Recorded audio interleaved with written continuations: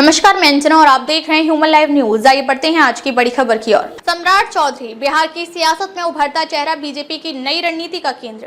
बिहार की राजनीति दशकों से लालू प्रसाद यादव और नीतीश कुमार के इर्द गिर्द घूमती रही है, लेकिन हाल के वर्षों में भारतीय जनता पार्टी यानी बीजेपी एक नए नेतृत्व को खड़ा करने की कोशिश कर रही है और इस कड़ी में सबसे ज्यादा चर्चा में जो नाम है वह है सम्राट चौधरी।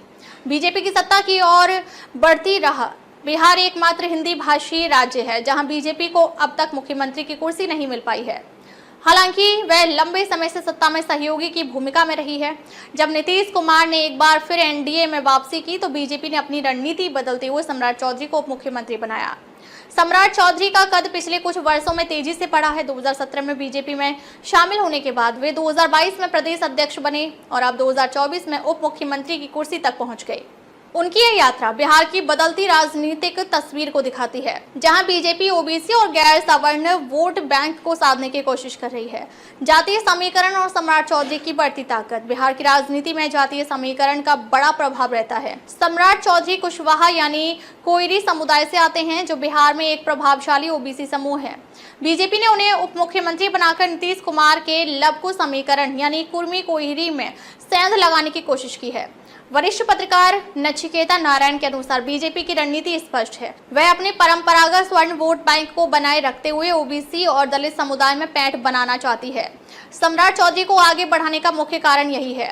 सम्राट चौधरी और नीतीश कुमार के बीच तनाव। सम्राट चौधरी को हमेशा नीतीश कुमार के धुर विरोधी के रूप में देखा गया है। जब नीतीश एनडीए से बाहर गए थे तब चौधरी बीजेपी के सबसे मुखर नेताओं में से एक थे, जो लगातार नीतीश के खिलाफ मोर्चा खोले हुए थे।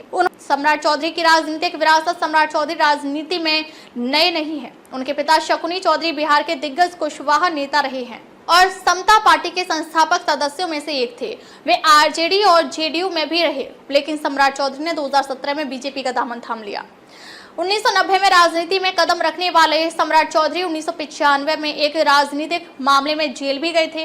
बाद में वे राबड़ी देवी सरकार में मंत्री बने और 2000 में आरजेडी के टिकट पर चुनाव जीते, लेकिन 2005 के चुनाव में हारने के बाद उन्होंने अपनी रणनीति बदली और 2010 में जेडीयू के टिकट पर चुनाव जीतकर वापसी की। 2014 में जब नीतीश कुमार ने जीतन राम मांझी को मुख्यमंत्री बनाया तब सम्राट चौधरी उनके समर्थन में आए, लेकिन 2017 में वे बीजेपी में शामिल हो गए और अब प्रदेश अध्यक्ष से उप मुख्यमंत्री तक का सफर तय कर चुके हैं।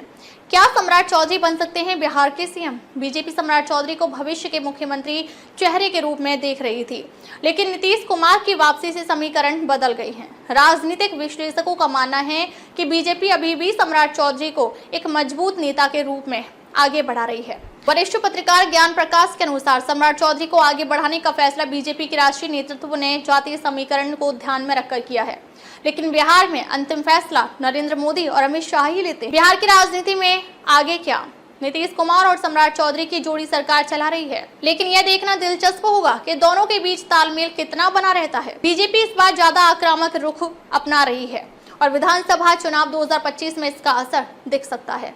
बिहार की राजनीति में अभी भी अनिश्चितता बनी हुई है, लेकिन यह तय है कि सम्राट चौधरी की भूमिका आने वाले दिनों में और भी महत्वपूर्ण होने वाली है। अभी वाकई बिहार में बीजेपी के पहले मुख्यमंत्री बन सकते हैं, यह तो आने वाला वक्त ही बताएगा। तो ये थी हमारी खास रिपोर्ट बिहार की सियासत में तेजी से उभरते चेहरे सम्राट चौधरी पर।